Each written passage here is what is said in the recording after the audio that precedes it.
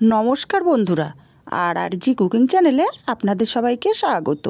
আজ নিয়ে হাজির হলাম ওলকপির একটা দুর্দান্ত রেসিপি, যেটা নিরামিষ দিনে একটা অসাধারণ রেসিপি। তো চলুন শুরু করা যাক। আমি এখানে 3টে ওলকপি খোসা ছাড়িয়ে কেটে ধুয়ে নিয়েছি। আমি 2 টুকরো করে কেটেছি, আর যেখানে শক্ত অংশ সেই জায়গাটা কিন্তু বাদ দিয়ে দিতে হবে। খুব ভালো করে কেটে ধুয়ে নিয়েছি। এবার একটা গ্রেটার নিয়েছি, আমি ওলকপিগুলো গ্রেট করে নেব। আর নিরামিষ দিনে অবশ্যই একদিন ট্রাই করবেন, অসাধারণ লাগে খেতে। ওলকপিগুলো গ্রেট করে নিয়ে দিয়ে দিলাম অল্প লবণ। লবণটা ভালো করে মাখিয়ে রেখে দেবো 10 মিনিটের জন্য।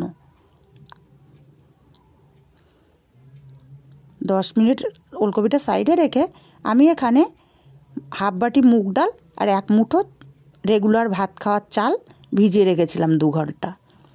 এবার এই চাল আর ডালটা জল ঝরিয়ে আমি মিক্সচার জারে দিয়ে দিচ্ছি।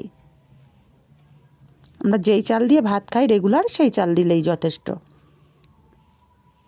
আর মুগ ডাল আমি 50 গ্রাম মতো দিয়েছিলাম।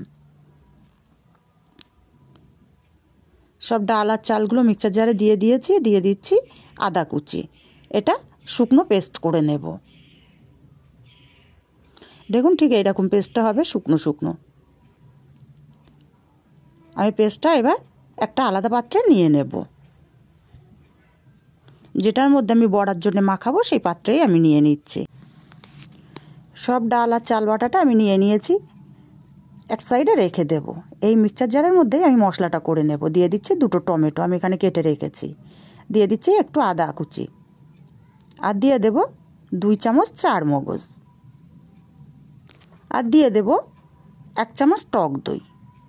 জল ছাড়া এটা মিহি পেস্ট করে নেব। দেখুন এরকম পেস্ট তৈরি হবে।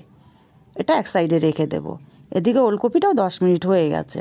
এবার এই ওলকপি থেকে যতটা সম্ভব জল নিংড়ে নিংড়ে ওলকপিটা নিতে হবে, হাত দিয়ে চেপে চেপে।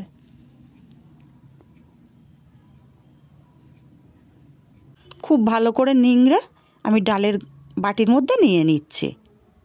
আর একইভাবে সব ওলকপিগুলো আমি নিংড়ে নিয়েছি। এখন এর মধ্যে দিয়ে দিচ্ছি কাঁচা লঙ্কা কুচি, আর দেবো ধনেপাতা কুচি, দিয়ে দেবো পরিমাণ মতো হলুদ, দেবো অল্প একটু গরম মশলা গুঁড়ো, আর দেবো হাফ চামচ জিরে গুঁড়ো, দেবো স্বাদ মতো লবণ। লবণটা বুঝে দিতে হবে, কারণ ওলকপিতে লবণ মাখানো ছিল। দিয়ে দিলাম হাফ চামচ চিনি।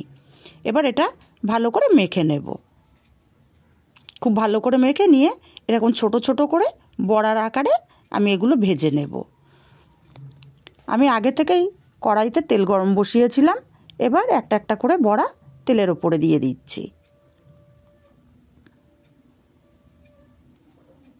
আমার কড়াইতে যতটা বড়া ধরে আমি ততগুলোই দিয়ে দিচ্ছি।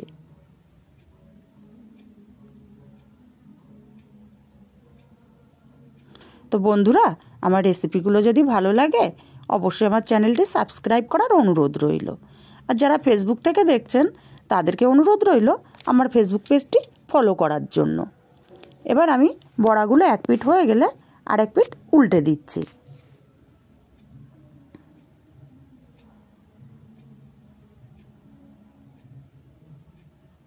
আর এইভাবে বড়াগুলো উল্টে পাল্টে ভেজে নেব।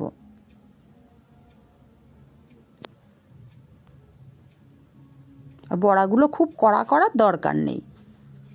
আর এই বড়াগুলো কিন্তু আপনারা যদি মনে করেন শুধুও কিন্তু গরম ভাতের সাথে অসাধারণ লাগে খেতে, বা চা কফির সঙ্গেও কিন্তু খেতে পারেন।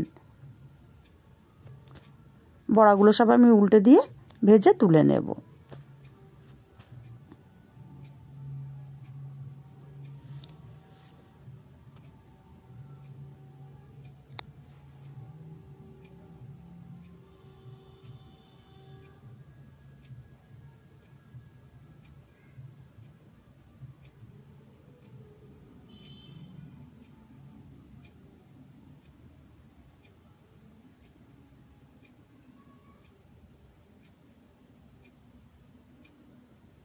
আর আমি এত তেলের মধ্যে রান্নাটা করব না, কিছুটা তেল কমিয়ে নেব। আর একইভাবে আমি সব বড়াগুলো ভেজে নিয়েছি, সেগুলো দেখালাম না। একটা শুকনো লঙ্কা ফোড়নে দিলাম কিছুটা জিরা, দিয়ে দেবো অল্প একটু হিং। ফোড়ন দিয়ে পেস্ট করে রাখা মশলাটা দিয়ে দিচ্ছি। খুব ভালো করে মশলাটা কষিয়ে নিতে হবে। খুব ভালো করে মশলাটা কষিয়ে নিয়ে এবার আমি এখানে মিক্সার জার ধুয়ে একটু জল দিয়ে দেবো, কারণ মিক্সার জারে অনেকটাই মশলা লেগেছিল। জলটা দিয়ে খুব ভালো করে নেড়েচেড়ে মিশিয়ে দিলাম। এবার এর মধ্যে দিয়ে দেব হলুদ, দিয়ে দিচ্ছি লঙ্কা গুঁড়ো, আর দিয়ে দেব অল্প পরিমাণে জিরে গুঁড়ো। খুব ভালো করে মশলাটা কষিয়ে নেব।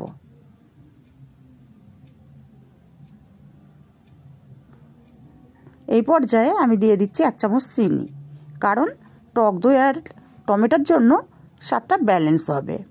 চিনিটা দিয়েও খুব ভালো করে কষিয়ে নিচ্ছি মশলাটা। দেখুন মশলা থেকে তেল ছাড়তে শুরু করেছে। তেল ছাড়া পর্যন্ত কষিয়ে নিতে হবে। কষিয়ে নিয়ে দিয়ে দিচ্ছি জল, আর জলটা এখানটার পরিমাণ বুঝে দিতে হবে, কারণ কোপ্তাগুলো কিন্তু অনেকটাই জল চুষে নেবে।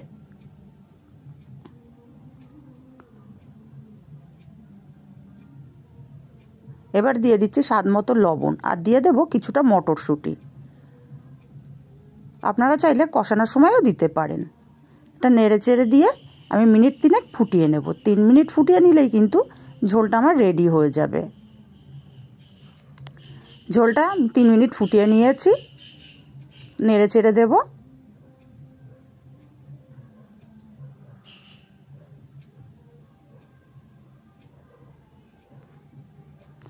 এবার এর মধ্যে আমি ভেজে রাখা বড়াগুলো দিয়ে দিচ্ছি। প্রত্যেকটা বড়া দিয়ে বড়াগুলো দিয়েও আমি 3 মিনিট ফুটিয়ে নেব।